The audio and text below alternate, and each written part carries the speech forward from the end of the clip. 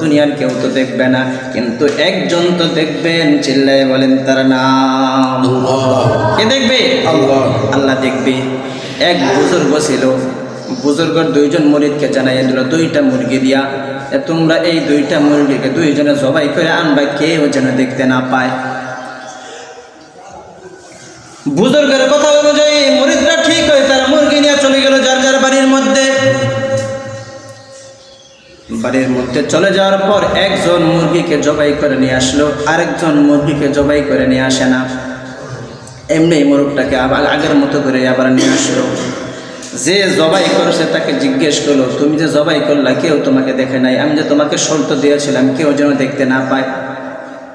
ও জানাইয়া দিল, আমি জঙ্গলের ভিতরে যাই, জঙ্গলের ভিতরে যাওয়ার পর যখন আমি মুরগিটাকে জবাই করবো কে যেন আসতেছে, ওখান থেকে আমি দৌড়ে আমার বাড়ির মধ্যে চলে গেলাম।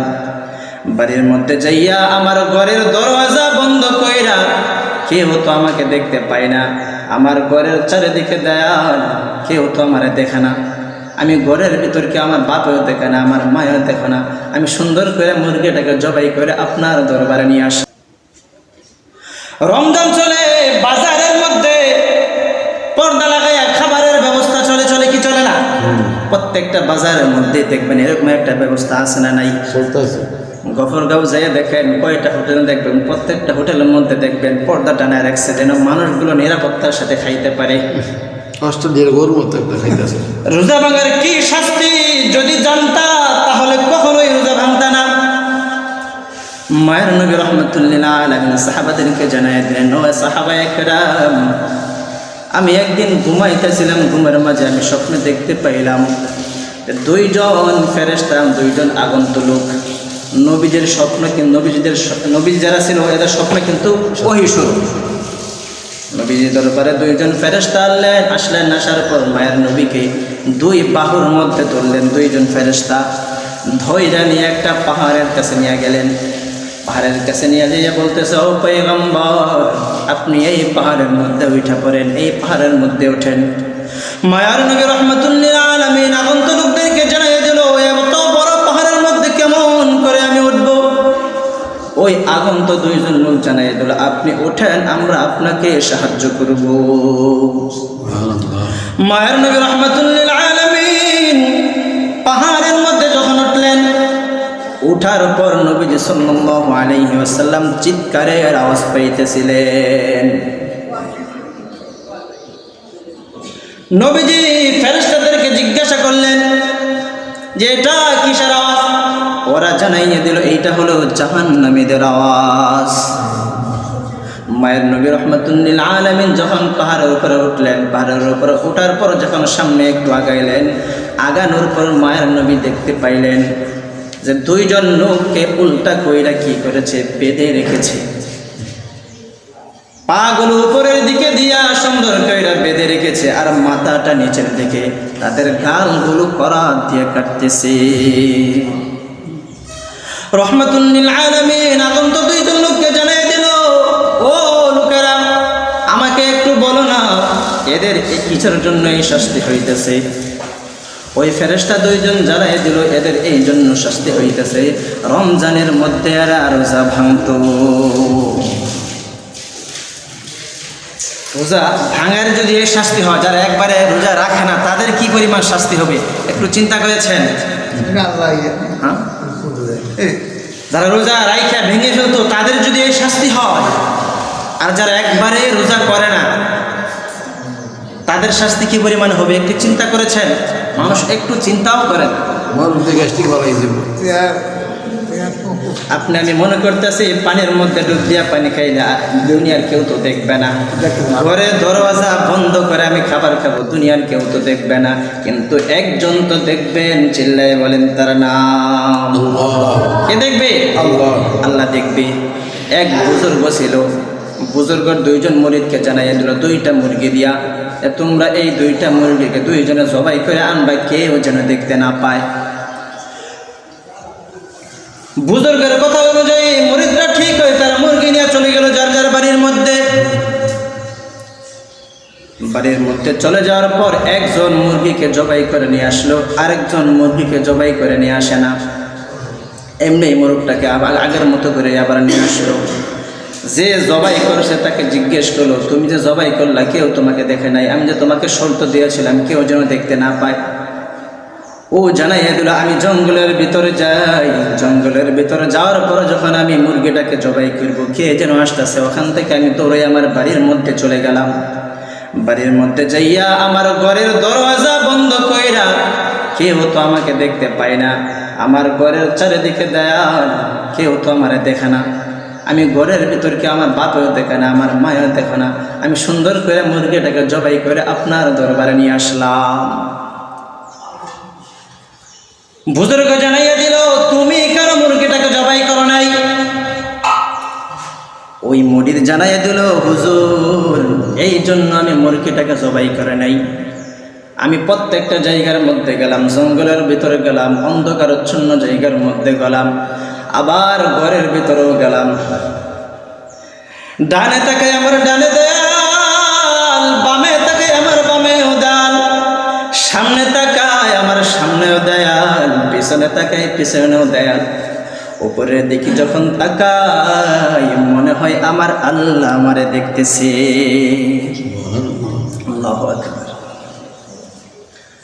বুজুর্গ বলতেছে, আমি তোমাদেরকে মুরগি জবাই করা আমার উদ্দেশ্য ছিল না, আমি তোমাদেরকে পরীক্ষা করতে চাইছিলাম কার তাকওয়া বেশি।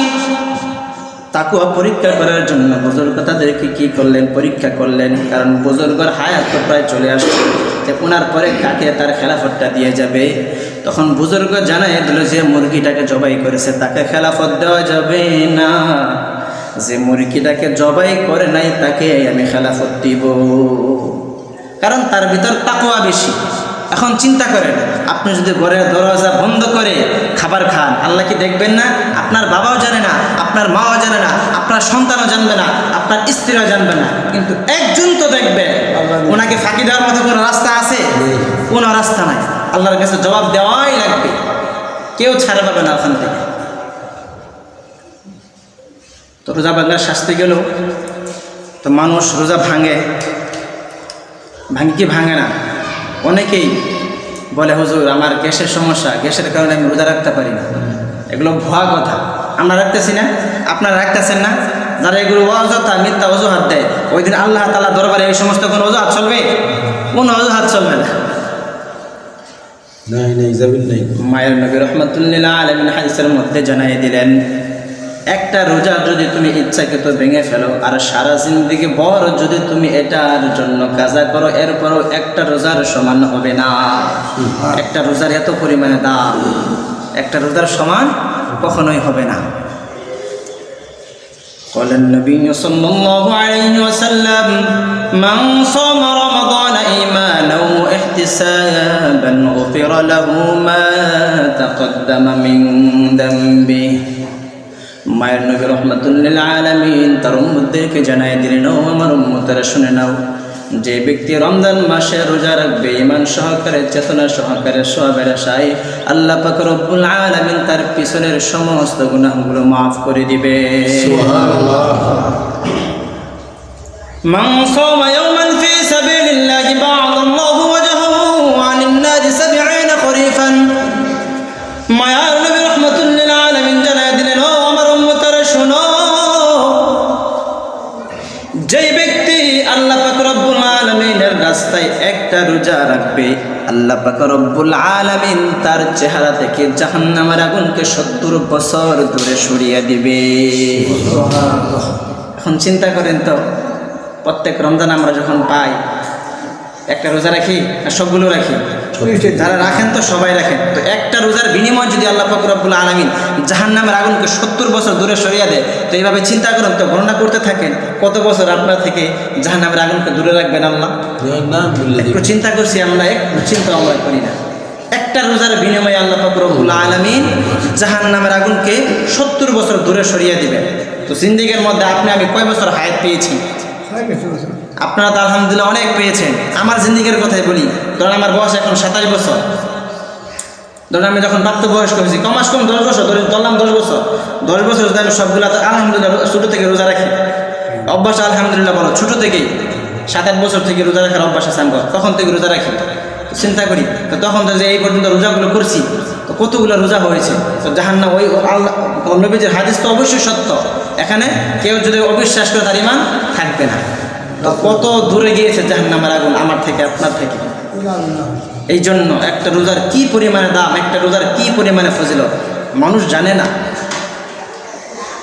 আল্লাহ পাক রব্বুল আলামিন রমজানের ফজিলত এত পরিমাণে বাড়াইছে মানুষ, তোমার ভিতরে তো এই বুঝ নাই।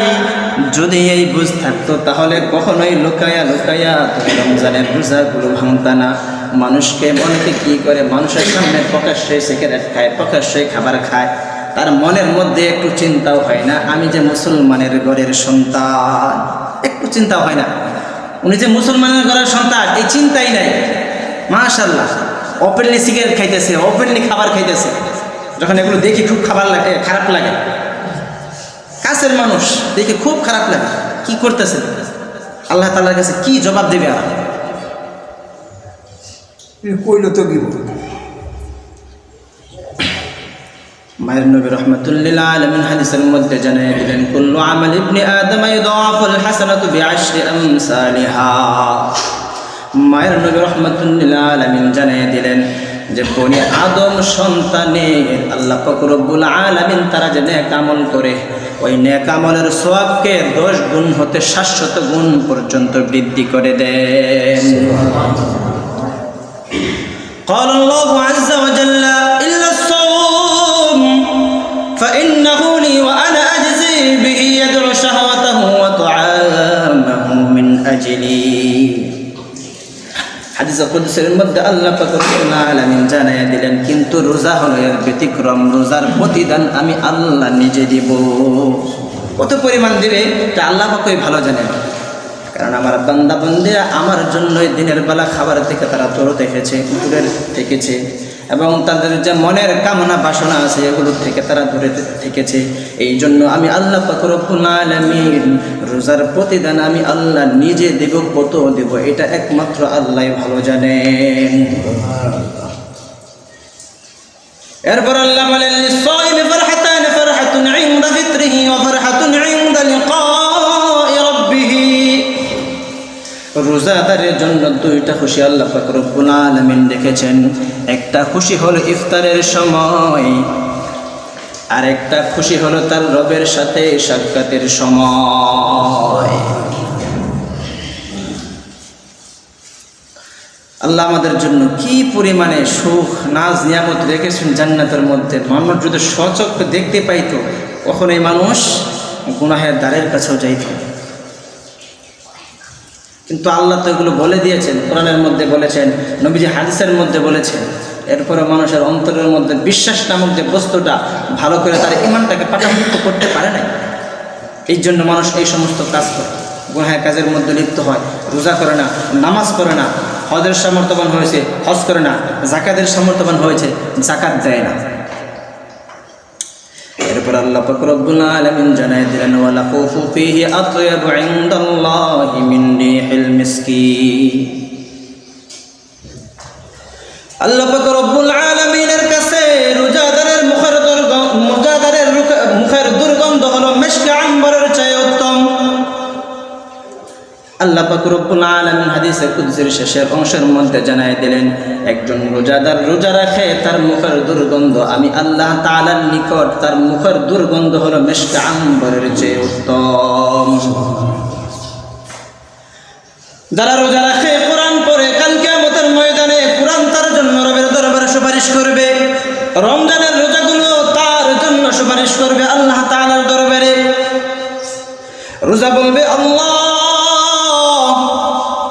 তোমার অমুক বান্দাকে আমি দিনের বেলা খাবার থেকে তাকে বিরত রেখেছি, স্ত্রীর কাছে যাওয়াটাকে আমি তাকে বিরত রেখেছি, অতএব আপনি আমার সুপারিশ গ্রহণ করুন।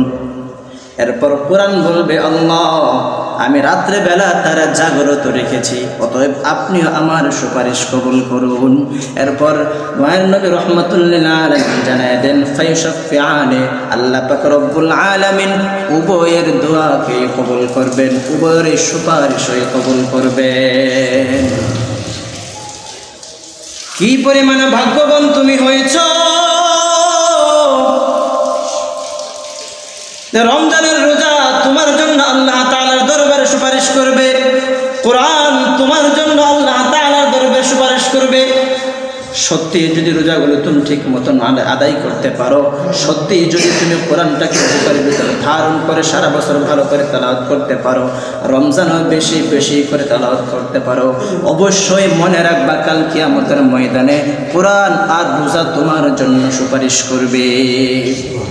আর এরা যদি আল্লাহ পাক রব্বুল আলামিনের দরবারে সুপারিশ করে, আল্লাহ তাদের সুপারিশ কবুল না করে পারবেন না, কারণ আল্লাহই তো তাদেরকে অনুমতি দিবেন, আল্লাহই তো রোজাকে বলবেন, আল্লাহই তো কোরআনকে বলবেন তোমরা সুপারিশ করো। আর তারা যদি আমাদের জন্য সুপারিশ করে, আল্লাহ পাক রব্বুল আলামিন আমাদেরকে মাফ না করে পারবেন না। এই জন্য মুহতারাম মুসলিয়ান একরাম, রমজানের এখন অনেক দিন বাকি আছে, আজকে মাত্র 6 রমজান চলতেছে। যে বাকি রমজানগুলো আছে, এই রমজানের রোজাগুলো আমরা সুন্দরভাবে পালন করব, তারাবিগুলো আমরা সুন্দরভাবে করব, বেশি বেশি করে কোরআন তেলাওয়াত করব।